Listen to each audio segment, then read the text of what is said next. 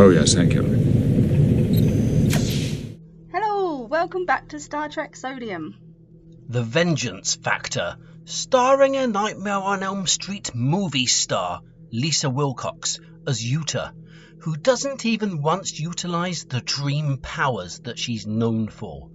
It's high praise that the writers at Paramount, that they didn't use her in the same way that the horror movies did. Now, during the filming of this crucial episode, Crusher actor Will Wheaton supposedly came in to film the episode, but the problem was that his hair had been bleached blonde. This was a problem because it was a hair colour that wasn't in the script. The story goes that he'd gotten drunk with his young friend, Corey Feldman, raiding his father's liquor cabinet. While off his face, they'd visited the Hollywood barber shop, where Wheaton asked for a sweet mop of bright yellow for a laugh.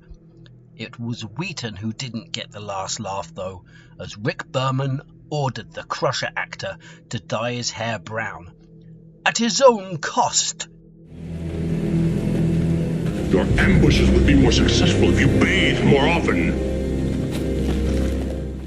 The Vengeance Factor is the sequel to Season 2's The Icarus Factor, a sequel that was created due to overwhelming fan mail for the Season 2 episode. We can thank the enthusiastic attitude of the fans for this Hensing episode's existence. Allegedly, Marina Citrus had a drunken barbecue on the beach with her soapy friends and had fallen asleep on the soft sands. The next day she awoke on the beach with seaweed in her hair, coming face to face with the beach's lifeguard, who had a thing or two to say to her about beach safety. Luckily, the lifeguard was the part-time Star Trek actor Armin Shimmerman, who recognised the young actress through the seaweed and sand.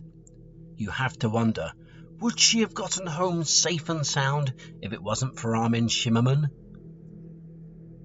The Vengeance Factor is heralded as a standout episode for Star Trek for one singular aspect.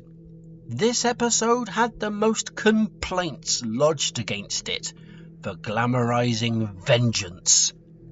This would surely have never happened under the watchful eye of Gene Roddenberry, who had recently taken a back seat, and I'm sure he would be ashamed of some of Rick Berman's hasty choices. We all know this episode as the Vengeance Factor, but did you know that during the writing process, other names were thrown around like there was no tomorrow? Other names that were considered include the Icarus Factor Part 2, the Krypton Factor, the Revenge Factor, the Lurgy Factor, Hillary, the Space Factor, and the Mortgage Flute Crystals. You've heard the phrase, "He has a bee in his bonnet." If a bonnet was a code word for beard, then it would be true for what happened here. Filming of the episode was abruptly halted when the director noticed that the Riker actor had what seemed to be a bee nestled in his beard.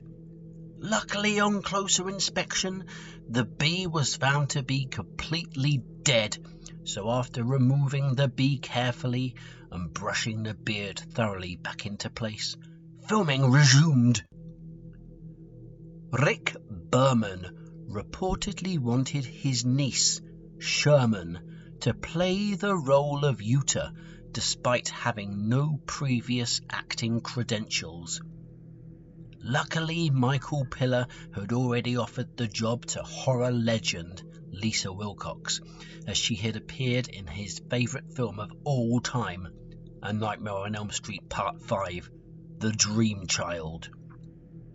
Rick somehow yielded and told his niece that she could have a different role in a different episode in the future, perhaps an even more glamorous role than this one. It was during the filming of The Vengeance Factor that the Great Hazelnut Blaze of 1990 occurred. a disaster that would stay in the minds of everyone at Paramount for years to come. Paramount was filming Floppy the Squirrel in Studio 20 next door to the Star Trek studio.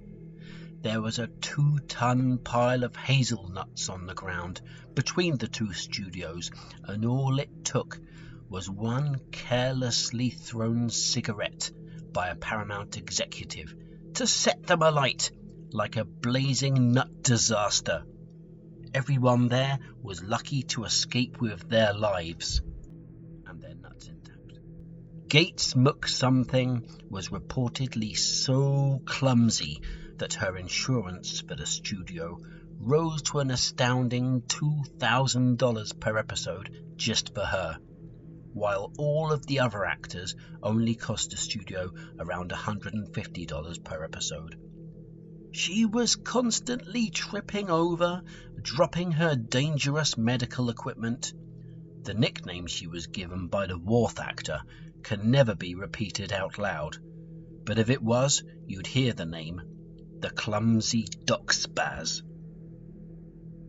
The ability to finish filming this episode became a severe challenge when animal rights protesters heard from a Paramount whistleblower that there was a dog involved in the episode.